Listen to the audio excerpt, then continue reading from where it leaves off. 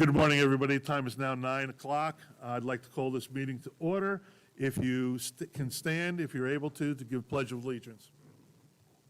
I pledge allegiance to the flag of the United States of America and to the republic for which it stands, one nation, under God, indivisible, with liberty and justice for all. Thank you, everybody. There is a quorum present. Director Canero, at the present time, is giving fatherly duty of his daughter away at a wedding in New York, so he will not be joining us today, but all other members are here and present. I have to do my checklist. Okay, approval of June 25th, regular meeting, annual meeting minutes. Are there any additions or corrections to the minutes from the June meeting? Hearing none, they will stand as written. Recognition. In September, because we're just gearing up, there is going to be no recognition this time around. However, that will be picking up in October very quickly on that one. EOM reports are the next thing. Boy, I'm not even a minute into it. I'm down to number 4. This is going well. I'm just saying. Okay, before I get into any more of this, just a couple little housekeeping things. Directors, if you're going to speak, please make sure the green light is on your microphone, okay? If you're not going to speak, turn it off because it eliminates the background noise. All other members, staff, and everybody else, if you're using a microphone in front of you that is not attached like we have here with the little green light, please do not turn it on or off. Our AV associate will adjust the volume accordingly. They are on and ready to go. I think that will cover that pretty much. Okay, EOM reports and consent agenda. These are EOM reports by each one of the committees that have met, and they're for information approval. There's no approval needed by the board on this one, except for Mr. Young. I make a motion that we approve the consent agenda. Is there a second? Second is made by Ms. Davidson. All approve? Aye. Aye. All opposed? Thank you, as carried. Ann Brown, you're next on the list. Thank you, President George. I want to report that the Budget and Finance Committee reviewed the financials for May, June, July, and August at our meeting held Tuesday of this week. They were accepted as filed, and so I am presenting them to the board for their acceptance. They're to be filed, they're for filing only. Thank you. We're down to new business already. Bill, do I need to, take a slower pace on this one? Okay.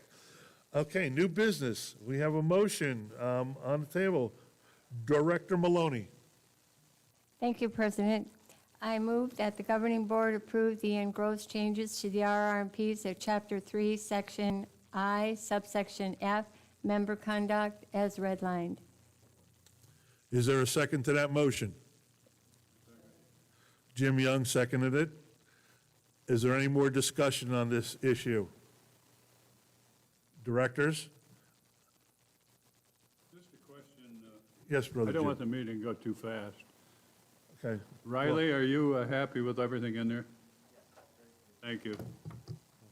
As a caveat, one of the things for a vote, before we go for this, and just as a statement, this was written by Riley and Donna and Phil and Dory, and we're all in concurrence on this. And it was presented to the Charter Clubs group and unanimously sent to us in the workshop and then sent to us to vote upon. Okay. Yes, Jim? I just know that, but I want to hear it from the boss. That's okay. That's all right. We're good with that. Folks, any other discussion on this? If not, Director Maloney, we will reread the motion, please.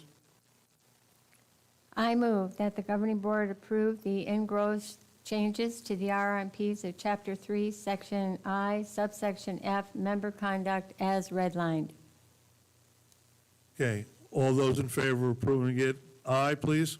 Aye. Aye. All those opposed, no. Carried. Thank you. Thank you, Donna. Thank you, Board. Next motion, Director Hedek. Good morning. Good morning. I'd like to make a motion. I move that the governing board approve the insertions to the membership policy M01, membership and activity cards, at subsections 2.1, 3.1, and 4.2.1 as redlined. Is there a second to that motion? So move. So moved by Ann Brown. Folks, any discussion, further discussion on this? Mr. President, Yes, Roberta. that section 4.203 was not changed as we had discussed at the workshop. I'd like it in the minutes that our next step is to get that in. That's fine, absolutely. We can, as the policy is written, it's now, this was presented, M1, and was presented via the attorney directly. Anything underneath that, we can handle at our next meeting as a workshop. That's not a problem. We can amend that. I'll have Karen make sure she puts that on the agenda. Is there any other discussion? Okay. Sharon, would you please reread the motion? Oh, sorry. I move that the governing board approve the insertions to membership policy M01, membership and activity cards, at subsections 2.1, 3.1, and 4.2.1 as redlined. Thank you. Directors, all those in favor of approving the motion as presented, please say aye. Aye. All opposed, nay. So carried. Ann Brown, you're next on the list here. Thank you. I move that the governing board approve changes to policy statement FI 13 collection policy, changes that have been made under number 1.0, 3.1, 3.2, 3.2.2, 3.2.3, 3.2.4, 3.3, and 3.4. Is there a second to that motion? Yes. In gross changes? Okay. Is there a second to the in gross change motion? Jim Young has seconded that motion. Is there any further discussion on this? Okay, and I'd just like to make sure that the directors and the owner members are aware, this was written by our attorney as such. There was some discussion in our workshop about changing a word. We went back to the attorney. The attorney said that it needs to stay there for our ability to be acceptable in the court. And this was not written by staff, this was by our attorney. Is that correct, Bill? Yes, sir, that is correct. Thank you very much. Is there any other discussion on this? Hearing none. Ann, I'm going to have to make you do it again. I'm sorry. I move that the governing board approve the in-gross changes to fiscal policy FI 13 as redlined. Directors, all those in favor of the motion, please say by aye. Aye. All those opposed? Hearing none, the motion is carried. Next motion, Director Connor.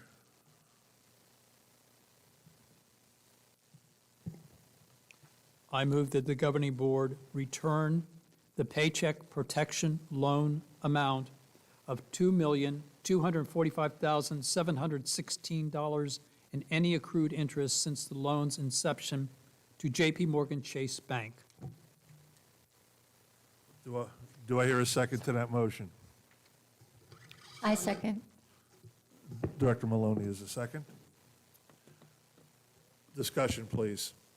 I have a, go ahead. Yeah, Sharon, go right ahead. I just have one comment to make that I'd like somewhere in the minutes, I guess, that it states that if in fact they change the policy and make it clearer as to whether or not the 501c4 is able to accept the funding, that we be able to reapply for it. I do not see an issue with that. Let me just go to my geniuses here. Pete, you okay with that? Bill? Okay.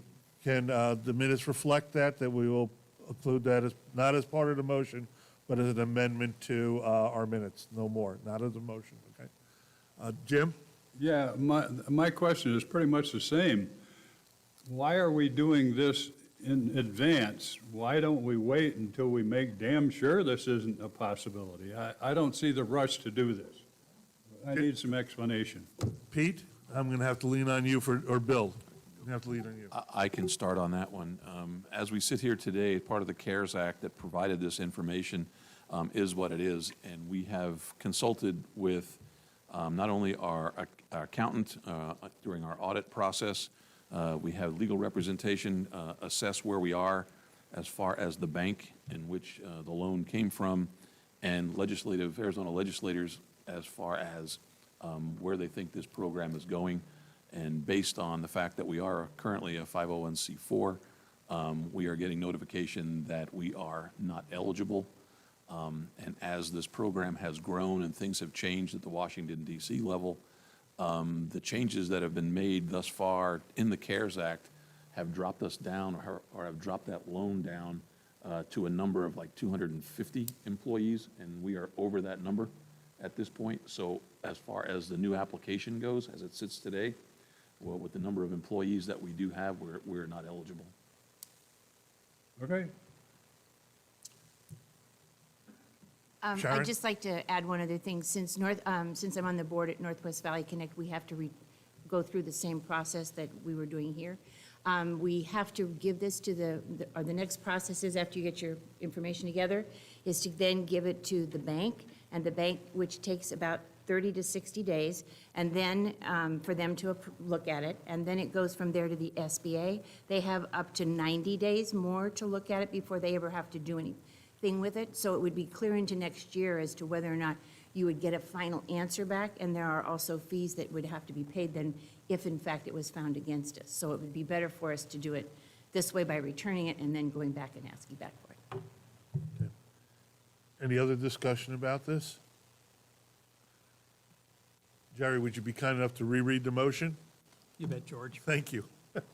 I move that the governing board return the Paycheck Protection Loan amount of $2,245,716 and any accrued interest since the loan's inception to J.P. Morgan Chase Bank.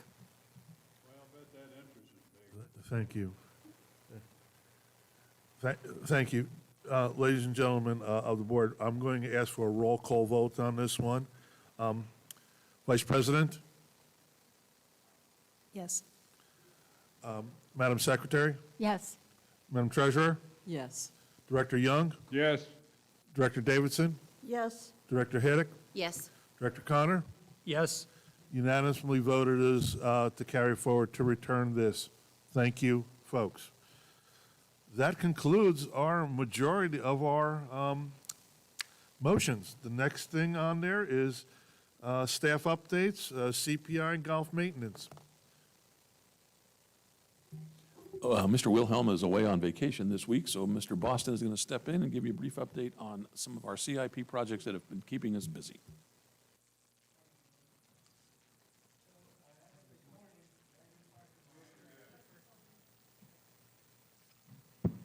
Test, there we go. Okay, so as of this morning, Grandview parking lot was blocked off. They are prepping to seal and stripe that. Beardsley Arts and Crafts seal and stripe is completed. Beardsley roof is completed, both the flat roof and the tile overhang. Pebblebrook Mill and Replace was completed yesterday. That looks fantastic. The dog park is coming along on schedule. Really not a whole lot. There's earth moving and digging still going on. The Kuntz Spa is completed, both the deck, the walls, they put the door in the other day. The Kuntz showers are 90% completed. The fence, from what I understand, is coming down on Monday, so that'll be interesting. Everything else going on at Kuntz is going on schedule. So, I mean, if there's anybody who has any questions on certain details, I can surely answer those.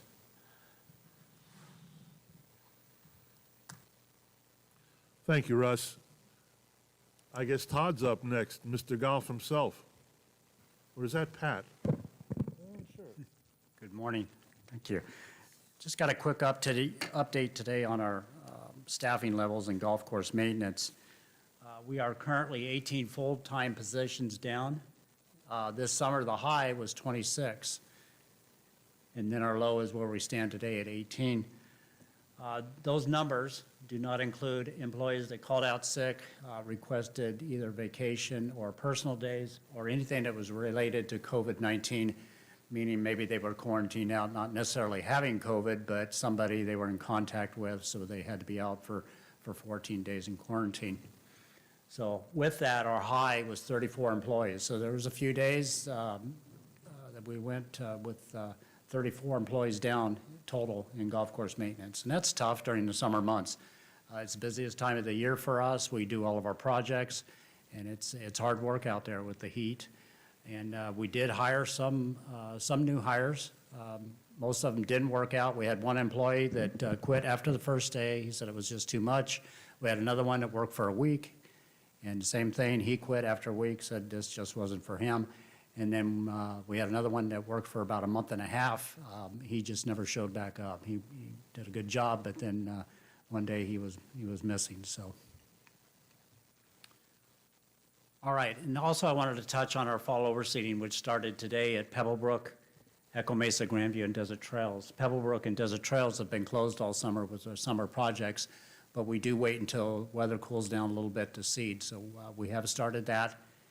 And then they are scheduled to reopen on Tuesday, October 20th. And then that following Thursday, on October 22nd, we'll close the last 3 golf courses, Trail Ridge, Stardust, Deer Valley, and they will reopen on November 17th. That is also a Tuesday. And then I'd like to note that there will be no cart path restrictions at this point. We go with 4 weeks. We did that last year, and it worked out really well. Prior to that, we used to be closed for 3 weeks, and then we'd have 1 week of cart path restrictions. A lot of members didn't like that. They didn't like to have to walk to the ball. So we decided, well, we'll just stay closed for 4 weeks, and then we'll get you off the cart path, observing the 90-degree rule on day 1. So, and again, this is weather permitting, though. If it's still really warm and we have to put a lot of water out there, the fairways are wet, we may have to keep you on the cart paths for a couple days. But right now, we're looking at letting you go on day 1. So that's it. Thank you, Todd. Okay, thank you. And I can only say, the projects that have gone on during the summer, as far as golf maintenance, especially at Pebblebrook and at Desert Trails, spectacular. I do not believe that a lot of our owner members realize the amount of savings that your group provides for the community is doing this. It's just fabulous. There are no golf courses in the valley or pretty much around the country, with the exception of PGA, which we're not competing with them, but around the world that are as gorgeous as ours are, and is a testament not only to you, but to your staff. Thank you. Okay, great, thank you. I'll pass that on to them. Thank you. Mr. President? Yes, Director Connor, thank you. Thank you, George. I've always been impressed at what a spectacular job you and your team does. Because of the difficulty of hiring, is there any thought that we might have to close 1 or more courses temporarily until the staffing problem can be dealt with? No, I think we're okay. You know, we have the ability to move staff around, and we did have to close Echo Mesa for 3 weeks this summer because we were so short on staff. And Echo Mesa is a standalone golf course, meaning that there's only one superintendent there. The other golf courses, there's a superintendent that manages 2 golf courses. So that gives him the ability to pull from his second golf course if he's short on one. And we do that all the time, but we just couldn't do that with Echo Mesa. So we did have to close it for a short period of time, just so we could, I told Bill, just to kind of stop the bleeding. We were getting so far behind on mowing and trimming and just the basic maintenance that we just had to take a little bit of a break and catch up. And those guys did a great job. They knocked that out. We opened, and everything was back on track again. So, but I don't see going down the road, I just don't see the need to do that, especially in the wintertime, because our workload decreases in the winter months, so we can get by with fewer employees at that time. So if we have one golf course that's short on employees, we'll pull from another golf course to make that work. So, no, I don't see any future shutdowns. Always good to hear. I live on Echo Mesa, and I understood the necessity of closing it down. You cut into my golf ball quota. Okay, well, that should start picking up here in about 4 weeks when we reopen, so it'll be good. All right, thank you. Any other comments or questions from the directors for Todd or Russ? Thank you very much. Okay, we're down to comments. I'm going to do a little switcheroo here on this. I'm going to put the board comments a little later. I'd like to ask Bill if he has any comments for the board or anything like this at this time. Just one, really. We have, over the last several weeks, have not really seen too much aggravation as far as letters to the editor, any kind of the newspaper things that we were getting there a while back. I think a couple of items that folks have come in and met with you, George, I think you've handled it quite well. And I think we've, by providing information and trying to be as transparent as we can, I think we've held off a lot of folks. There you go. That brochure is one of the silencers. But I will say that one of the challenges that we do have, and I think Todd touched on it, is, we have 2 courses closed right now that we normally do as far as annual maintenance goes. And now with the closures of the overseeding, we're limiting ourselves now to like 3 or 4 open golf courses. There's still a lot of play out there, a lot of group play, a lot of lottery play, and those types of things. So we're doing the best we can to get people out there. We're working currently with the golf committee. Tim Hurley has stepped up and is working with us to try to come up with a fair and balanced attack as we deal with this. And it's really different this year simply because of the COVID-19, where we're limited and we cannot go out with split tee sheets and crossovers. We can't do shotgun starts because we're bringing 250 people in at one time to hang out, and we have to keep, based on Maricopa County's rules, we have to keep groups down to about 50. And so we're doing straight tee sheets, which means I think Pat's got them down to 7 or 8 minutes now, but prior to in level 1, when it was kind of the higher risk time, we were backing people off to 10 minutes at a time to give people more breathing room in between themselves and whatnot. So that is probably our biggest challenge now. So if you do see anything in the newspaper, I would project that you're going to see a little bit of disgruntlement when it comes to people not being able to play at 8 o'clock when they want to. They'll get out, but it may be 10, 10:30. But we'll do our best to make sure that everybody's taken care of. And that's really all I have to report. Thank you. Thank you, Bill. Pete, do you have anything for the group? It's okay to say no, too. Just at Budget and Finance, speaking of CIP and associated projects, we've extended about 32 POs, purchase orders, of our 77 approved projects. Those that are materially complete, we've had about 130,000 of savings on the about $2.5 million that were executed. So we're in a positive balance. And again, just to Russ and Carl, Todd, everybody and staff, many times it's because they make the effort to ensure the bids and in-house labor offsets a lot of those costs. As we're seated here, thank you, Pete. As we're seated here, I have senior staff that's sitting behind us and all that. And I'm just going to ask them, do any of the senior staff have any comments or questions for the board? If so, just step up to the podium, except for Pat. No. Hearing none? Okay, you've got your chance. Director comments. Director Young? Yeah, I got a half a dozen. Okay, denied. One of them, Bill, was to you.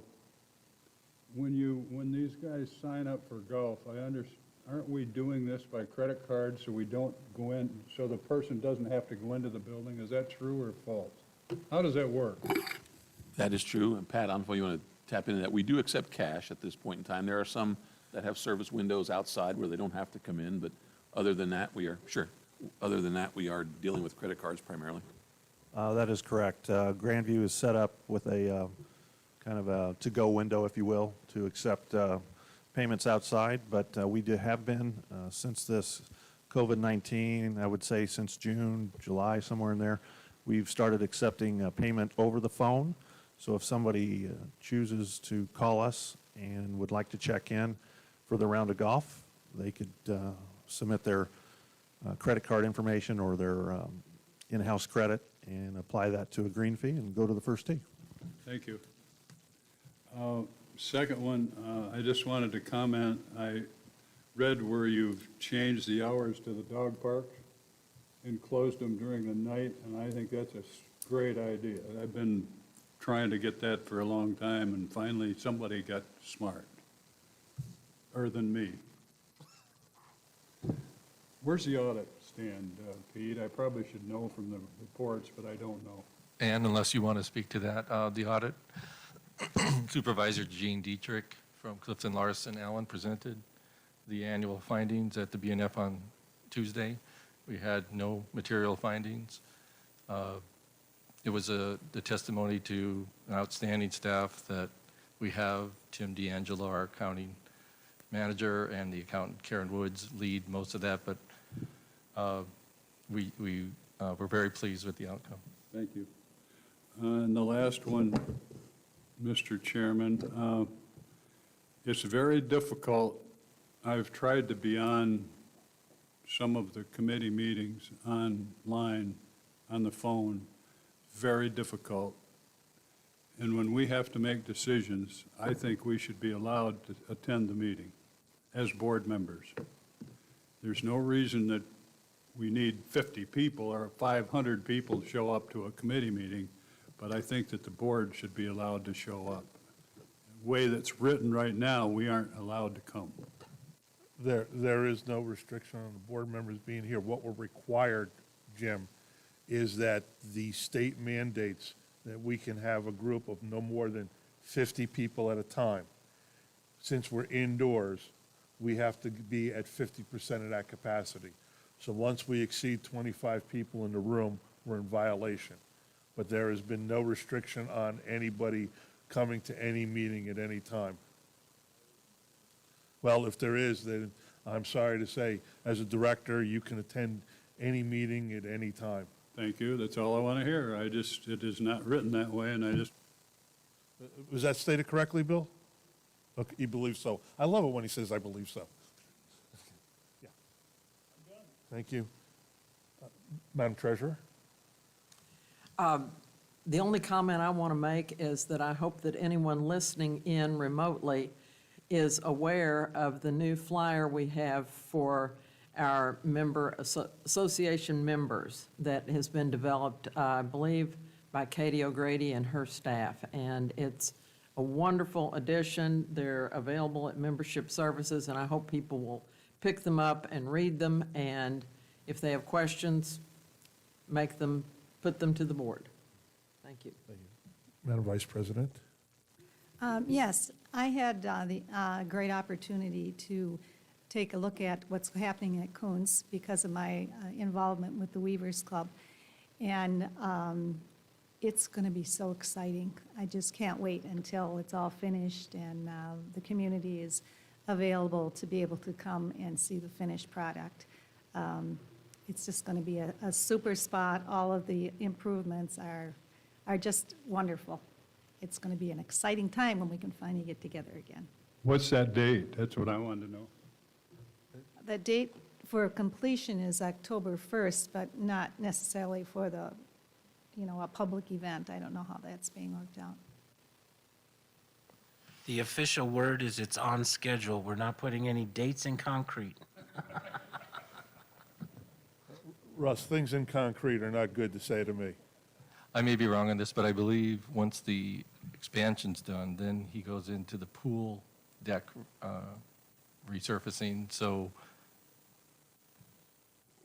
I would target late October, but that's what I think I've heard from Carl. Well, October's only a week and some odd days away. Yeah. Just I saying. think he's told me that what do they call when they have the construction and you're doing a final mock review of the Punch site. list. That's actually, I believe, occurring within the next 10 days. So. Anything else, Madam Vice President? No, that's all. Madam Secretary? I would just like to thank staff or whoever had control of the temperature in the room. This is the first meeting I've attended that I haven't been trembling. Thank you very much. That's it. Roberta? This is direct for the GM. I got a call the other day. I guess it's one of the perks of being on the board. Oh, yeah. And homeowner wanting to know when we were going to be allowed guests. And my only response was, call the general manager. Right, thank you. That's not the first time we've heard that, but as we speak here today, we still take guidance from the Arizona State Department of Health. And as we sit here today, we are classified as what is called the moderate range as far as COVID goes. And our occupancies are mandated to be around 50%. And so with that philosophy in mind, we don't feel it's fair to allow guests to come in and occupy our facilities and utilize our facilities and make owner members take a back seat. So at this point in time, as we sit in the 50% range, we are limiting our activities to owner members as best we can. There are obviously events that we have taking place on golf courses, bowling alleys, and those types of things that are kind of ongoing from a revenue perspective. We're obviously looking at that. However, we don't feel that we're displacing anyone at that point in time. But with the numbers the way they are in the rec centers and other type of club activities, we're making sure that the owner members are taken care of prior to guests. Thank you. Just one other comment, I'd like to thank the pool staff. I've been over since March when you opened up the outdoor pools, and I've been to the indoor pools, and the staff does a good job of keeping them clean and being always friendly and nice to everybody. Thank you. George, just on that same topic while we're here, Bill, I don't believe, from my observation, that we are anywhere near 50% in any clubs other than maybe golf and bowling. But we certainly aren't in pools or any other place, are we? We can be. I think our pool, yes, sir. Okay, that's all I want to hear. Okay. George, if I may follow up on the same. Absolutely, Jerry. Thank you. Bill, you see the statistics that come out from the Department of Health Services and the various criteria they have. Do you have any sense that we are trending in the right direction such that we will be able to increase capacity at some time sooner rather than later? As of today, it looks like the numbers are spiking a little bit, not only here in Arizona, but there's about 33 states, I think, the last time we looked, that are going in that direction. And so we're kind of keeping an eye on that, obviously. There was the Board of Supervisors of Maricopa County met in an executive session on Monday. Whatever came out of that meeting, I know they were dealing with a mask issue and those types of things, but basically the feedback that everyone's getting from that is you should see something coming out of the Arizona Department of Health in Maricopa County the first week of October. So I don't know if that has to do with spike numbers or the second phase or the whatever of COVID-19 where we sit, but as we sit right now, we're in a moderate range. Nothing's really jumped to the higher level. So I think we're in a position now where we're getting a little bit comfortable, but not well enough to let our guard down. So again, every Thursday, the state puts out new numbers as far as the weekly bases go. So we keep an eye on that and try to move forward. But hopefully all of the precautionary measures that we have taken, I think, is helping locally, obviously, because of the numbers relative to our zip code. We're doing pretty good, knock on wood, and we hope to stay that way. But again, precaution is everything, so we think we're doing the right thing. Bill, I appreciate all that you and your team have been doing, trying to keep the community safe. As I sometimes say, I don't always like reality, but I find it easier to live there. So, thank you. Sharon? Just a question regarding that I was asked about whether or not the meetings for our groups could be held outside, now that the weather's looking nicer, so that more people could attend. You're asking me for direction? That is the general manager's call. Meetings of, The ones that, like Jim was talking about, where we have more than a number of people attending a meeting, and whether or not if it was over, you said over 50? I don't know that we have meetings like that, but the question came up to me was, if we can't have everybody at the meetings, is there some reason, now that the weather's looking nice, could we have the meeting called outside? we could certainly try that. However, when you look at the I IT understand. and all of the things that we are kind of responsible for as far as streaming and getting the information out, could be a challenge, but we can certainly look into it. Okay, thanks. The other thing was, it's kind of personal exactly, but I received someone's credit card in the mail, and I really don't want, I can't find the person. I mean, I have the address because I've managed to look it up and find it, but they don't look like they're there. Any suggestions on what to do with this? Go to lunch? No, I'm Go to just lunch, kidding. maybe? Okay. Is there a way we can get a hold of this person to tell him the credit? It came to my house because his number's off by one number. Certainly, membership can take a look at that. If we can Okay, find these people, we'll thanks. deal with it. Thanks. Director Connor? Thank you, George. Any word from the Water Department on golf courses? Nothing direct, I think, where's Todd? Todd is, when's the last time it rained? And so our water use is up, but we're still well within our range as far as our usage goes. But as far as the information that we're getting from the Arizona Department of Water Resources, again, 2023 is the next benchmark number as far as them reducing the number of acre feet that we are allowed to throw. And based on Todd's numbers and his calculations, I think we're in pretty good shape as far as that goes. Long range, 2025, the legal attorneys, the water attorney that now currently works for Hazelwood, is telling us that the age of our golf courses put us in a pretty good position as far as a grandfather rights go. So what is being implemented, I believe, in 2025, when it comes to limiting your turf to 90 acres, I think we got some reprieve there. So a lot of the capital expenses that we have kind of identified as far as turf removal will be adjusted accordingly. But as we move closer to 2025, anything could change. But I think as we sit here today, we're in good shape. Thank you. Directors, any other comments? Yes, Jim? Has there been any thought of having the tour of Koontz by the directors prior to the opening? I have not discussed that with Carl. Why don't you do that? Well, why didn't I do that? No, why don't you do that when he I comes will, back? when he gets back, wherever he's been, Thank you wherever very he is much. from. That would be appreciated. However, Jim, until construction is done and we're getting a completion date, I didn't think it was something I would put on my calendar. Just, till I knew a construction date of completion, why would I tour it? That's my own question. Whatever, George. Whatever you want to do is fine with me. Just set it up. Yes, sir. Thank you very much. Any other comments from directors? If not, I get the last word. I just want to really take the opportunity to thank each one of the directors and staff for the tremendous amount of work they've put in there. We had a lot of motions and things like that on our agenda today, but this didn't come in the last 2 weeks. This has been ongoing since last May, and especially work for our membership area, with Pete's area, with chartered clubs, with Riley's group as recreation manager, everybody else there. The motions and things that you've seen today are the stamp of hard work that has gone on over the summer months when, quote unquote, the governing board is dark or whatever.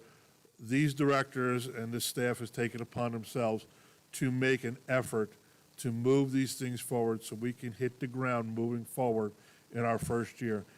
I cannot thank each one of the directors enough for what they do and all the things they do behind the scenes that we don't see on a daily basis. And that goes just as much for staff, not only for you, Bill, but for Pete's staff, for Russ's staff, for Carl, for Marie in HR with the hiring, with Todd, how he keeps our golf courses, with Pat, how he keeps our golfers happy, Deb Long, who's doing a tremendous job with our finances as far as our fees and title changes go. And I have to turn around because I know Riley, I can't say enough about the hard work both Donna and him have put in with these RRMPs and trying to get them to where they are now. And I know I'm forgetting somebody. Our library is just under use, and we have a great director who wants to work on that. Take the opportunity to use our H. Johnson Library. I think I covered everybody except for Karen, who's the best note taker on the face of the earth, and our parliamentarian. With that, hearing no other comments, I have no questions or comments from the outside. Hearing none, meeting adjourned. Our next workshop will be October 9th in the social hall, our regular meeting, October 22nd. Thank you. Katie, would you come down here when you get a chance?